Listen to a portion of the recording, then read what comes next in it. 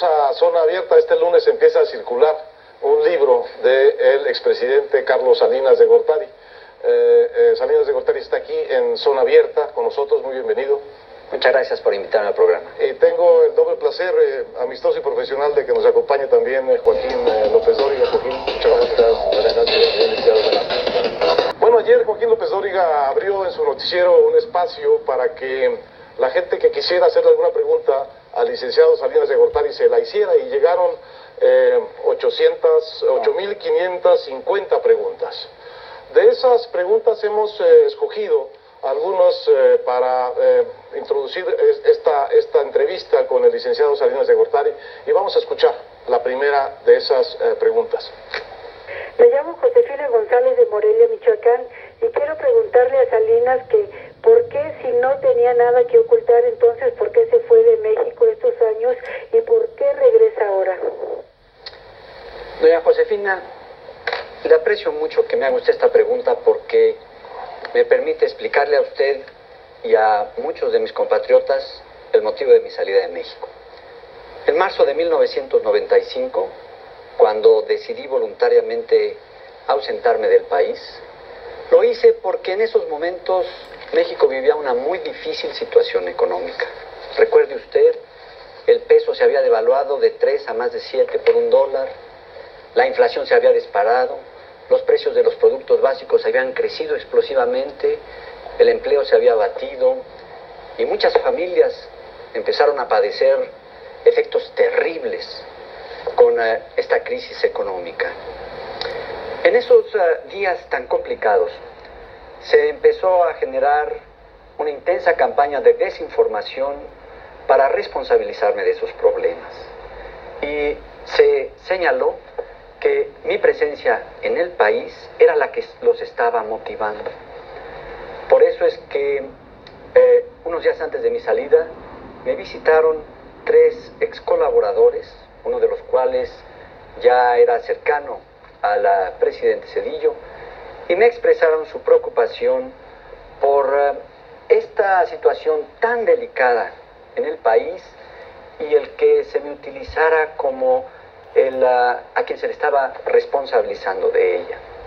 Por eso es que tomé la decisión, muy a mi pesar, de ausentarme de México, para contribuir de esa manera a que la nueva administración que entonces se iniciaba tuviera todo el campo a su disposición para asumir esa tarea tan difícil de reencauzar la situación económica. ¿Pero quién hacía esa campaña de desinformación? ¿De dónde venía esa campaña sino del propio gobierno? Me gustaría nada más terminar de comentarle a doña Josefina, y en un momento regreso a complementar frente a lo que pregunta el señor Héctor Aguilar Camín. Doña Josefina, entonces salí por ese motivo. He regresado ya en alrededor de 5 ocasiones, y lo hice a partir del momento en que consideré que ya se habían reencauzado las actividades dentro del país y no había ningún motivo por el cual pudiera utilizarse mi presencia como excusa para argumentar que no podían solucionarse los problemas que se enfrentaban. Ahora, para responder a la pregunta que hace el señor Héctor Aguilar Camín, por supuesto que la campaña de desinformación la promovió el propio gobierno y utilizó diversos medios. Esto no es algo nuevo, está muy documentado en las escuelas de sociología o de teoría de la comunicación, cómo se crea lo que ellos llaman los expertos un pánico moral, pero que no es otra cosa que inducir a la opinión pública. La campaña para decir, miren, esta situación económica tan delicada, estos problemas que se están enfrentando, el responsable es precisamente esta persona. Pero ¿cómo se pasa de una relación de amistad, de colaboración, de cercanía, de identidad de proyecto económico y político entre Carlos Salinas y Ernesto Zedillo a una situación de persecución, por lo menos informativa, como la que usted describe? No son cosas personales. A mí me parece que la explicación de ese giro en el comportamiento del gobierno está precisamente en lo que se ha llamado el error de diciembre. El error de diciembre, que no es otra cosa que esas horas aciagas en que se agotaron las reservas internacionales del país en diciembre de 1994, a los pocos días de tomar posición el doctor Zedillo, y al agotarse las reservas, el peso se venían disparó. agotando, ¿no? Se venían agotando desde marzo. Ahorita vamos a hacer las cuentas. Ahorita vamos a hacer las cuentas precisas porque parte de lo que se requiere es de precisar la información real. No lo que se dice, sino lo que realmente los datos objetivos muestran. Señor Salinas, permítame Pero un no he momento. terminado. Un segundito, Joaquín, nada más para que el público no se vaya a quedar con una explicación incompleta. Entonces, ese error de diciembre generó tantos problemas que ante la irritación social que provocó, el gobierno promovió esta desinformación para que se responsabilizara a la administración que terminaba y no a la que se iniciaba. Joaquín. De las llamadas, y volveremos un momento a esto de el error de diciembre, que me parece que lo tiene usted clavado como una espina. Pero...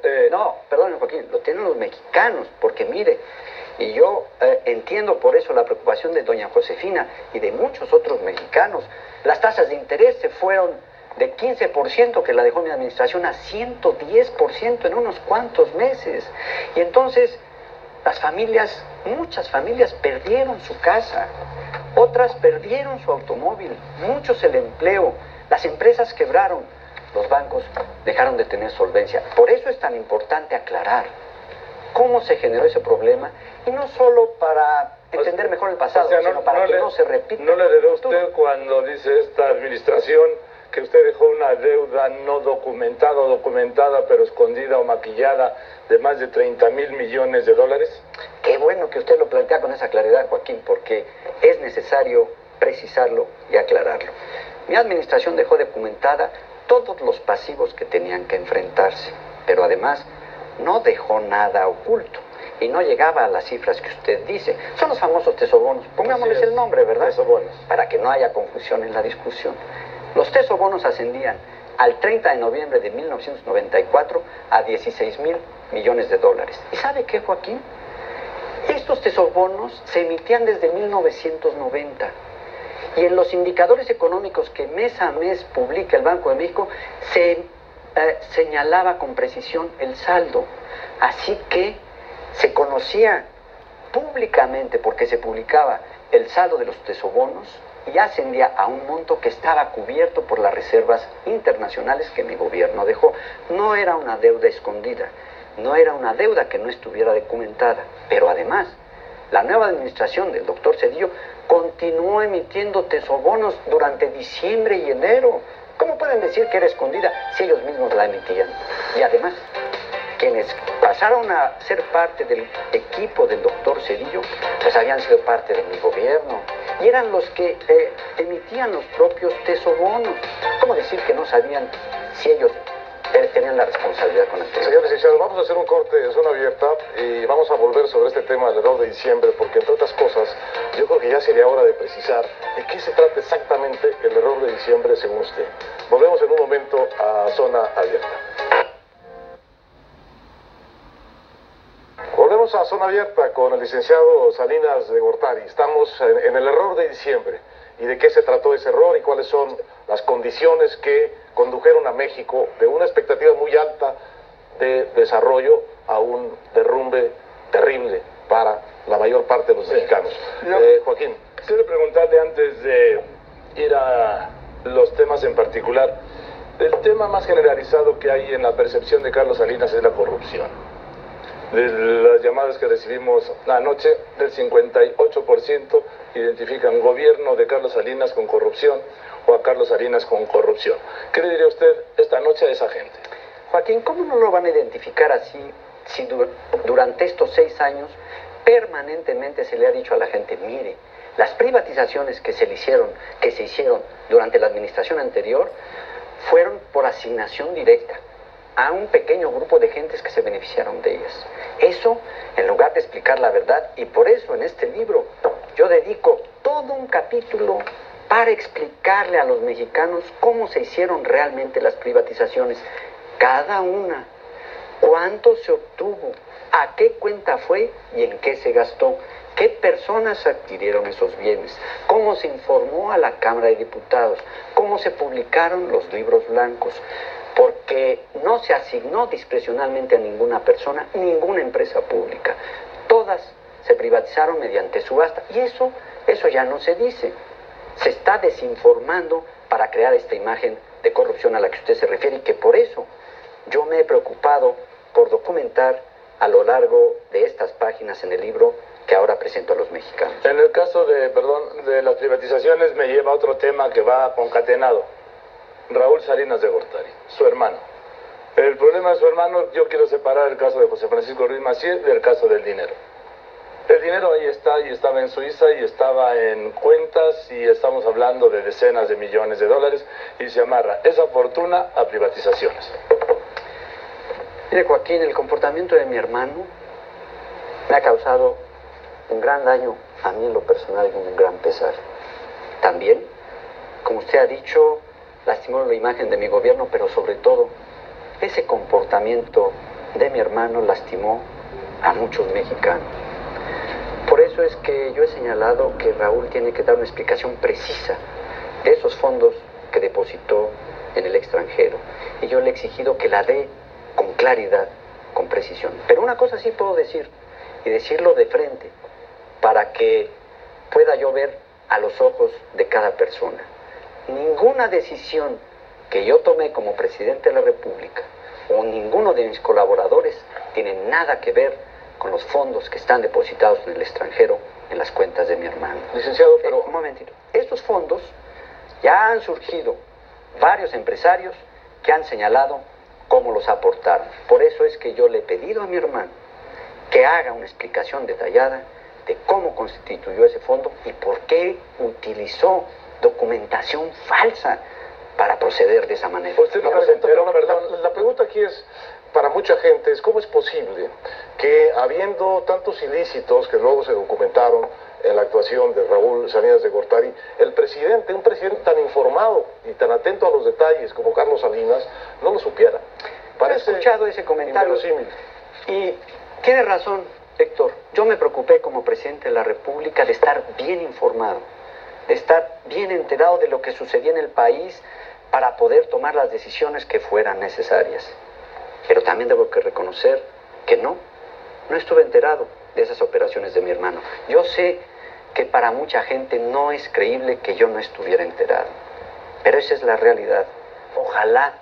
Ojalá hubiera yo sabido, para que en caso de que hubiera habido y se hubiera precisado cualquier comportamiento indebido de mi hermano, actuar para evitarlo y hasta sancionarlo como si fuera cualquier ciudadano. Ustedes me dicen, y lo insistió aquí Joaquín, pero ¿cómo es posible que usted no supiera? Pues Joaquín, hay muchas cosas que un jefe de Estado no sabe, sobre todo de sus familiares o de sus gentes cercanas. Me ocurrió a mí y me ha significado un gran pesar en mi circunstancia personal.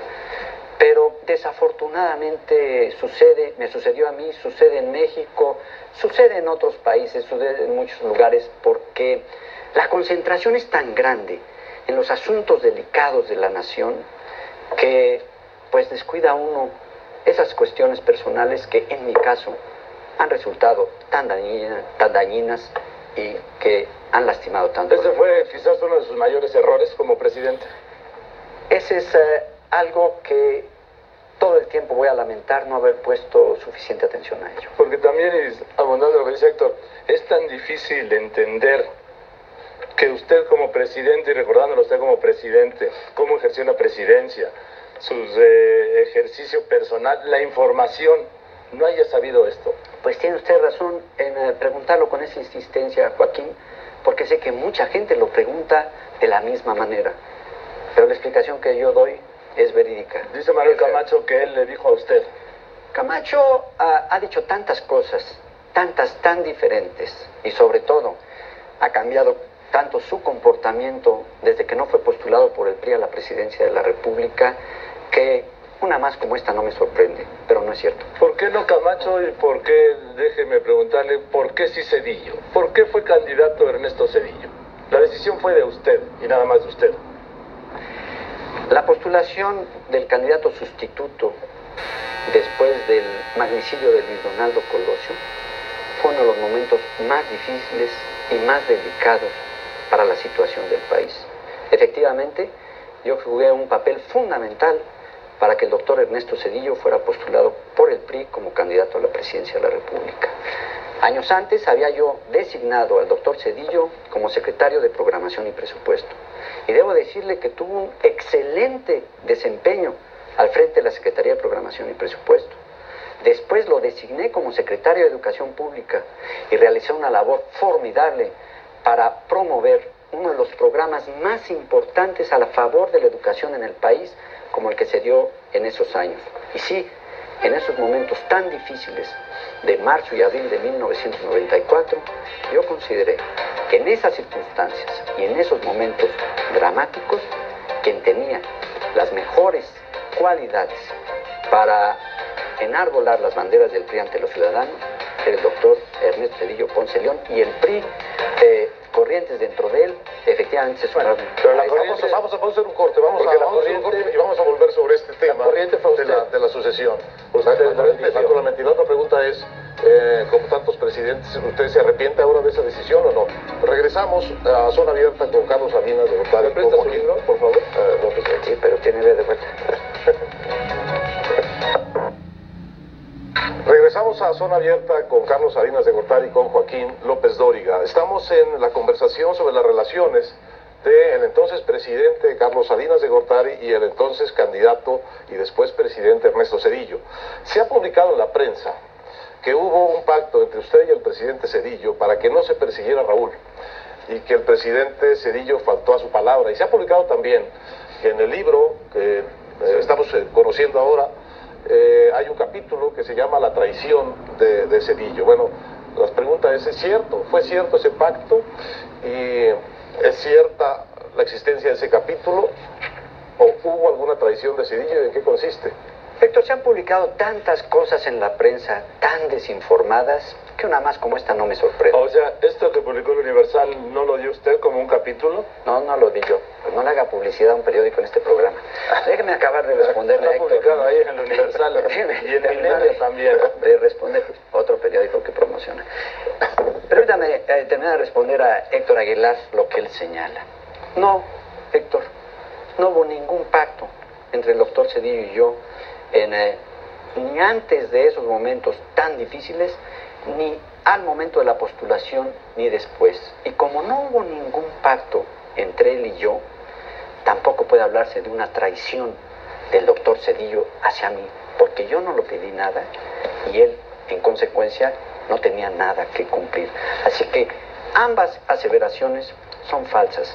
Estas no son cuestiones que se explican por motivos personales. Aquí de lo que estamos hablando son de cuestiones del Estado, cuestiones de la nación, que en realidad reflejan procesos muy complicados, y entre ellos, no hay que olvidarlo, las reformas que hizo mi gobierno afectaron muchos intereses, y esos intereses que fueron afectados son los que se sumaron a esta campaña de desinformación oficial para tratar no solo de frenar las reformas, sino incluso de revertirlas. Por eso esta campaña es prestigio, entre otras cosas, las privatizaciones. ¿En algún momento tuvo usted la impresión de que después de que cayó preso, fue aprendido Raúl Salinas de Gortari, su hermano, podía usted también correr ese peligro de que la lógica judicial del acontecimiento y política condujera a que lo pudieran detener a usted también?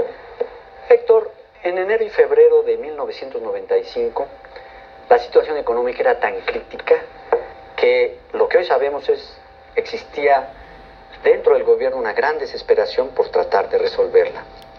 Pero en esos momentos también se sumaron en casa del licenciado Farel, esperé alrededor de 1 hora y media la llegada del señor presidente. Mientras lo esperaba me acompañaba el doctor Telles, conversamos sobre los acontecimientos. Y al llegar el señor presidente tuvimos un diálogo de alrededor de 2 horas. Este diálogo fue respetuoso, en el cual siempre me comporté con el respeto que merece la investidura presidencial, y dialogamos sobre los 2 temas que yo había planteado en relación al ayuno. Que se aclarara públicamente que no había habido ningún encubrimiento en el magnicidio de Luis Donaldo Colosio, y que se le dijera a los mexicanos lo que se estaba diciendo en el extranjero, que la crisis económica que vivía el país era producto de un error mayúsculo sobre el Entonces hubo un pacto. No, pacto, ¿por qué? El pacto de Tecamachalco, digamos. No le ponga usted esos titulares porque no lo merece. Hubo un diálogo, Joaquín. y dialogar entre seres humanos me parece que es algo que está plenamente acreditado. Vamos a hacer un corte en zona abierta y regresamos con Carlos Salinas de Gortari y Joaquín López Dóriga en un momento. Regresamos a zona abierta con Carlos Salinas de Gortari y con Joaquín López Dóriga. Entre las llamadas que llegaron ayer, hay una que tiene que ver con lo que estábamos hablando hace un momento. Es esta. Oigan. Soy el señor Luis Ruiz, y lo que se ha publicado en los periódicos de su libro, usted dice que Zedillo lo traicionó. Mi pregunta es, ¿piensa usted vengarse de Zedillo cuando ya no sea presidente? Señor Ruiz, usted hace un planteamiento que es muy importante, pero como usted mismo lo menciona, está derivado de lo que los periódicos dicen. No cabe duda que en México tenemos medios de información muy objetivos, profesionales y de calidad internacional. Y otros, pues que no cumplen con el requisito indispensable. Entre ellos, estos que han publicado en estos días lo que suponían era anticipo del libro que yo he escrito y hoy entrego a los mexicanos, y hablan de este tema tan poco acertado en relación a lo que en el libro se dice. Le reitero, señor Ruiz, no hay ningún señalamiento en mi libro en el que yo afirme que el doctor Zedillo haya tenido una actitud de deslealtad respecto a mí en lo personal. De lo que yo hablo en el libro es que el doctor Zedillo llegó a la presidencia con una plataforma que era el liberalismo social, un programa para trabajar a favor de los que menos tienen mediante la organización popular, y después del error de diciembre y la crisis económica dejó de lado ese programa. Es así. Ahí en el libro se señala que hay una traición al ideario y al programa, y también a esos postulados que muchos sostuvimos para reformar el sistema desde adentro. Le agradezco, señor Ruiz, que usted me permita clarificar este punto, porque debe entenderse que, como lo mencioné hace un momento, no son cuestiones personales, sino son sobre temas sustantivos para el país. Perdóneme un momento que me interrumpa. Es que nada más me voy a despedir, señor Ruiz, Bien. por respeto al auditorio. Y por eso es que yo soy tan enfático en señalarlo así, señor Ruiz. Pero si usted o cualquiera de los que han llamado al programa, o cualquier otro mexicano, quisiera que tuviéramos un diálogo más intenso, precisamente el propósito de publicar este libro es darle una explicación a los mexicanos. Porque reiteradamente me habían dicho, explíquenos qué pasó. ¿Por qué si en 94 se decía que el país iba avanzando en medio de grandes problemas, que había la posibilidad de acceder entre los países industrializados, los que se llaman de primer mundo, y después mucha gente dijo, ¿qué pasó en 95? Perdimos todo. Por eso muchos se dicen engañados, señor Ruiz, y tienen razón, fueron engañados a través de una campaña de desinformación que no reconoció que la crisis económica de 1995 obedeció a un error cometido por este gobierno.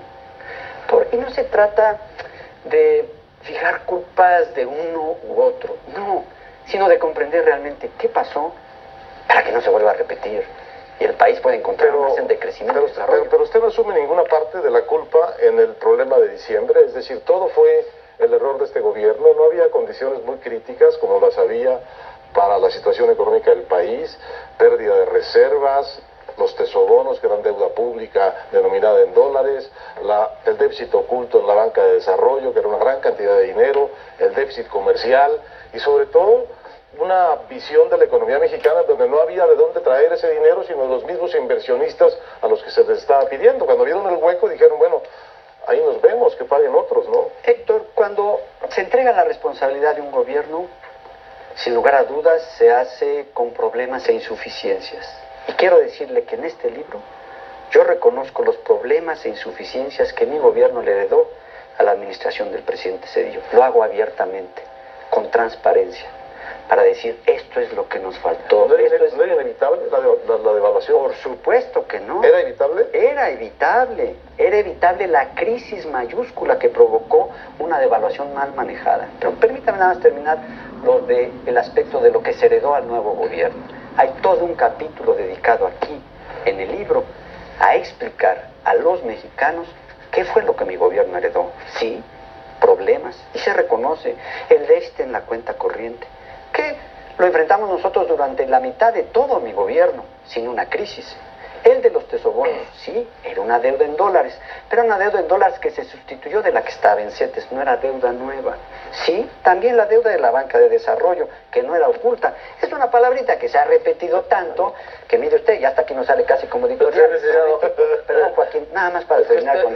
Nada más con el momentito, yo lo quería preguntar. Pero es que si no, no puedo explicar. Es que si no, no le puedo preguntar. Mire usted, es que usted dice, no se trata de fincar culpas, pero las finca. No se trata de algo personal, pero lo es sin duda. ¿Por qué? Dígame por qué. Porque le estoy registrando el tono y porque usted tiene que ser de carne y hueso. Sí, claro que hay tono. No, emoción siempre habrá, Joaquín. Pero en este caso también hay responsabilidad. Sí, entonces estamos aquí los mexicanos atrapados entre dos versiones. Usted dice que la crisis fue de Ernesto Zedillo. Y el presidente Zedillo, ha dicho que la crisis se heredó de su gobierno. Pero nosotros somos los paganos de la crisis, mientras vemos esta discusión medio bizantina de quién es el responsable de la crisis del 94-95. Mire, Joaquín, lo que yo afirmo en el libro está documentado a partir de textos oficiales de instituciones mexicanas e instituciones internacionales, de los académicos más prestigiados en el ámbito internacional y dentro de México. Aquí está documentado cada uno de los aspectos que acreditan el error de diciembre en esta administración, pero no soy yo el único que lo dice.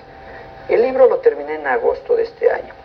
En el mes de septiembre, el secretario de Hacienda del gobierno, el doctor Zedillo, tuvo que acudir al Senado de la República para explicar la situación económica. Permítame mostrarle qué fue lo que dijo el secretario de Hacienda del doctor Zedillo. No sé si lo alcanzan a... Ahora usted va a hacer publicidad a este periódico que me reclamaba. No, el periódico ni se va a ver, sino a la afirmación. Lo que a mí me interesa es que se lea lo que afirmó el secretario de Hacienda de este gobierno, que la crisis de 1995 efectivamente es responsabilidad de esta administración. Lo dijo en la tribuna del Senado de la República. Está registrado en los documentos de la Cámara Alta. Así que no es que lo diga yo o que lo diga alguien más. Está basado en documentos que aquí se registran y en afirmaciones de funcionarios, los más altos de esta administración. O sea, ¿quiere usted decir que con Ernesto Zedillo ahora resulta que no hay nada personal? Joaquín, me parece que ponerlo en esos términos no resulta positivo para el país. Bueno, pero yo quiero hablar de la realidad. El país lo que quiere es que se resuelvan sus problemas, pero sobre todo que no se repitan los errores, porque permítanme decirles, no hay blindaje financiero que resista un error como el de diciembre de 1994. Bien, dice usted en su libro aquí en una parte, y me voy a referir al destape, bueno, se refiere usted, yo voy a leer donde se refiere usted al destape, nominación, pues, de... ¿Cómo hizo Joaquín para encontrar ese párrafo en un libro que tiene 1400 Se lo voy a decir cómo le hice con un sistema... Lectura rápida. No, yo leí en el Universal otra vez el capítulo que publica y habla del doctor Marañón. Entonces me fui al índice que está muy puntual aquí, donde dice Marañón, que es la única referencia que hay a él, y me remite a la página 895 y dice: en los momentos de mayor tensión que siguieron a la muerte de Donaldo, cuando enfrentábamos los apremios para evitar que la crisis se saliera de control, un cercano colaborador me hizo ver 3 cualidades del doctor Zedillo que resultaron oportunas para despejarle el camino hacia la candidatura. Aprende rápido, me dijo. Suple la inexperiencia con su inteligencia y es un ser humano noble. Esa misma persona me hizo ver también el principal defecto de Zedillo, dice usted. Tiene problemas con su origen, me dijo, y esto lo hace un hombre rencoroso. En aquel momento esto último no me pareció relevante, y luego viene la mención, la referencia que hace del doctor Gregorio Marañón y Tiberio, la historia de un resentimiento. Que está en una nota de pie de página. Así es. Entonces, ¿sí es cierto esto? Este juicio, esta percepción. ¿La de Marañón? No, la que hacen de Ernesto Zedillo, que se publica en la página 895. Pues yo le dejo a los lectores que lleguen a esa página. ¿Cuál dijo que es? 895. Que lleguen a esa página para que ellos normen su criterio. Pero les reitero, dejemos de lado las cosas personales y concentrémonos en lo que es importante para la gente. Pero es que no se puede dejar de lado lo personal, disculpen. Pues debería de dejarse de lado. Bueno, debería, pero la realidad es la realidad. Entonces esperemos que se deje de lado. Vamos a hacer un corte en zona abierta y volvemos con Carlos Salinas de Gortari y Joaquín López Dóriga en un momento. Vamos a zona abierta con Carlos Salinas de Gortari y Joaquín López Dóriga. Tenemos esta pregunta del público, vamos a escucharla. Solo llamo para preguntarle a Salinas que nos diga quién mató realmente a Colosio. Llamo de Ciudad Victoria, Tamaulipas, y soy Carmelo Gutiérrez. Carmelo, cuando sucedió el magnicidio de Luis Donaldo Colosio, dentro de el enorme dolor personal que para muchos de nosotros significó y la crisis nacional que ese hecho infausto provocó, inmediatamente pedí a un prestigiado jurista que se hiciera responsable de investigar quién había cometido ese terrible crimen. El ministro de la Suprema Corte de Justicia, Miguel Montes, se abocó a ello. Él llegó a las conclusiones que publicó y documentó. Después, para profundizar esas investigaciones, le pedí a una jurista de un prestigio intachable, la doctora Olga Islas de González Mariscal, que continuara las investigaciones a fondo. Asimismo, invité a diversos y prestigiados abogados a que se sumaran a ello y a miembros destacados de la sociedad civil para que coadyuvaran en el proceso. La conclusión a que ambos llegaron fue que Mario Aburto actuó solo. Sé que hoy muy poca gente cree eso, pero esa es la conclusión que llegaron con una investigación objetiva. Después, durante 2 años, se filtró constantemente, desde la propia Procuraduría General de la República, una serie de hipótesis, de falsedades y fabricaciones, y se torturó a un individuo para que se declarara como segundo tirador y se les deshizo esa fabricación. Pero esas filtraciones y esas fabricaciones dejaron mucho veneno en el ánimo de la opinión. Por eso, con estas fabricaciones, en ese como en otros temas, si se tiene una opinión diferente a la que se fabricó en el ámbito de la opinión pública, nadie cree en ella. Por ejemplo, en estos programas que acostumbran a hacer encuestas cuando terminan las preguntas y respuestas, si hacen una encuesta sobre lo que aquí hemos dicho, la mayoría de la gente no lo va a creer. ¿Cómo lo van a creer si durante 6 años les han venido desinformando con versiones que no se apegan a la realidad? Por eso hay que explicar.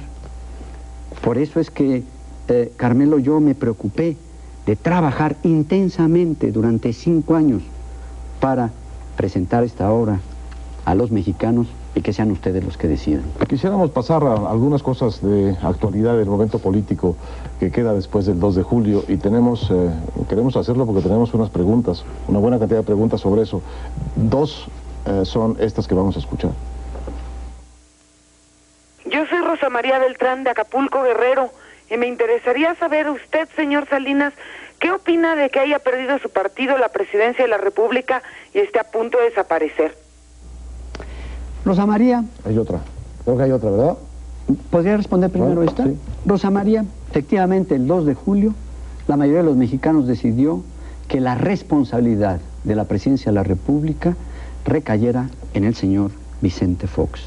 Con ello, más que darse una alternancia como sucede en países europeos o en Estados Unidos u otras naciones que conocemos, aquí lo que ha sucedido es que los mexicanos decidieron un cambio de régimen y el fin del PRI como maquinaria electoral del gobierno.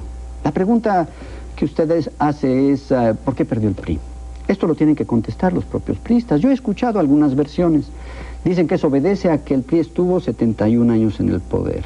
Primero habría que ver si fue el mismo PRI el que estuvo los 71 años. Pero déjeme hacer una reflexión, Rosa María. Hace 6 años, en la elección presidencial de 1994, el PRI tenía supuestamente 65 años en el poder y ganó la presidencia, el Senado, la Cámara de Diputados y la Asamblea de Representantes del Distrito Federal. Y fue una elección, la de 94, que muchos han considerado como objetiva e imparcial, pero le voy a citar una opinión. la de Carlos Castillo Peraza, de respetada memoria, quien siendo presidente del PAN en ese año, calificó la elección de 94 como la menos impugnada desde la de don Francisco I. Madero. 6 años después, en otra elección democrática, el PRI perdió la presidencia, el Senado, la Cámara de Diputados y no ganó un escaño en la Asamblea del Distrito Federal.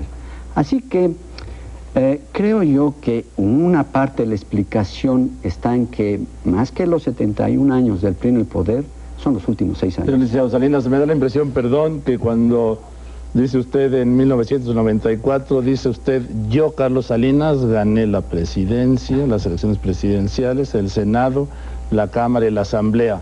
6 años después, Ernesto Zedillo pierde la presidencia, la Asamblea y el gobierno del Distrito Federal. Mire, Joaquín, yo creo que los expresidentes de origen priista no tenemos nada que decirle al PRI de lo que deba hacer, pero sí tenemos la obligación de rendirle un informe de qué hicimos como presidentes frente a la oportunidad que el PRI nos dio para alcanzar esa responsabilidad. Yo le doy esa explicación al PRI en este libro de lo que hice durante mi presidencia. Me parece que el doctor Zedillo también tendrá que explicarle al PRI cómo lo llevó a esta derrota histórica el 2 de julio. Licenciado, estamos terminando el programa. Yo quisiera hacerle una pregunta personal, porque todas las que se han planteado aquí estamos recogiendo de algún modo preguntas que están en el aire, y yo quisiera hacerle a usted una pregunta que es estrictamente personal, porque es de mi preocupación personal. Este libro, los viajes que usted ha hecho, su continua cercanía cada vez mayor con México, todo indica que está usted en un proyecto de regresar y reinstalarse en México. Y mi pregunta y mi preocupación personal, porque estoy un poco harto de las discordias públicas de los personajes que gobiernan este país, es si usted piensa este regreso, digamos, en plan de revancha a la Conde de Montecristo, o en plan de cierta humildad a la San Francisco de Asís. Se la puso fácil, ¿no? Entre el Conde de Montecristo y San Francisco de Asís. Bueno, las revanchas solo le hacen daño a los que las promueven, y además, en el ámbito de los aspectos del país, sería muy dañina para la nación. Por eso, mi propósito al presentar este libro es cerrar un capítulo. Cerrar un capítulo, y también he dicho que me propongo y ratifico mi decisión retirarme de la trinchera política. Pero cuando digo yo la humildad de Francisco de Asís, lo que estoy implicando es si tiene usted una disculpa que pedirle al pueblo de México. Héctor, a quien tengo yo que pedir una disculpa es a mis hijos, porque con todo lo que ha sucedido en estos años, su circunstancia ha sido muy difícil. A los mexicanos lo que les tengo que dar es una explicación, y por eso he venido a México. Esa explicación traté de darla en años anteriores, pero ahora, con este libro documentado, producto de un trabajo intenso de 5 años, procuro darles la explicación que ellos me han exigido. Dígame dos cosas, primero... Ahora, déjeme nada más decirle. Yo quisiera una disculpa tal vez de aquellos que tanto me elogiaron cuando estaba yo en el gobierno y se esperaron a que yo terminara para tener un comportamiento muy desfavorable. Pero eso cae en el terreno personal, y ahí se tendrá que resolver. Y bueno, yo de plano no le creo que usted se retire de la política. Usted es un animal político. ¿Con la definición de Aristóteles? ¿Son políticos? Por supuesto, no concibo otra en esta mesa. Bueno, naturalmente, este libro es un libro, pero es un acto político, ¿no? Y así está siendo tomado. Yo no lo concibo, no le crea a usted, conociéndolo, que diga, me retiro de la política. De la trinchera política. Pero yo voy a permanecer en el debate de las ideas, en el de la reflexión. En el de la política.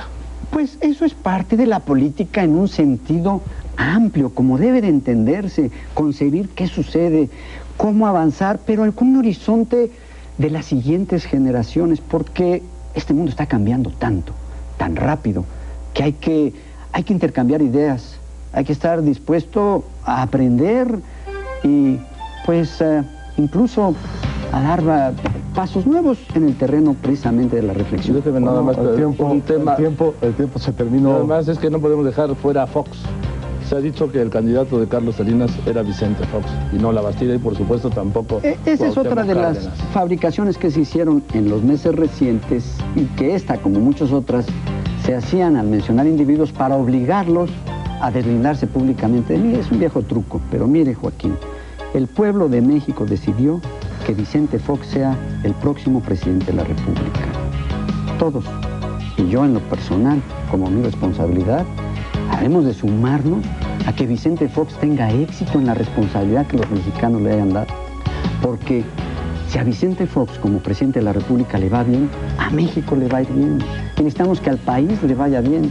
Así que queremos, sí, que a Vicente Fox le vaya bien en la gran responsabilidad que le toca a favor de México. Licenciado, muchas gracias por haber estado aquí en Zona Abierta, presentando su nuevo libro y presentándose otra vez frente al público mexicano. Muchas gracias, Joaquín. Gracias. Esperamos que para ustedes hayan sido respondidas algunas de las preguntas que estaban en su cabeza, en su intención de preguntarle a Carlos Salinas de Gortari. Nosotros no podemos hacer nada sino despedirnos y convocarlos a la siguiente Zona Abierta la siguiente semana. Muchas gracias, Héctor, y muchas gracias, Joaquín. Gracias, buenas noches.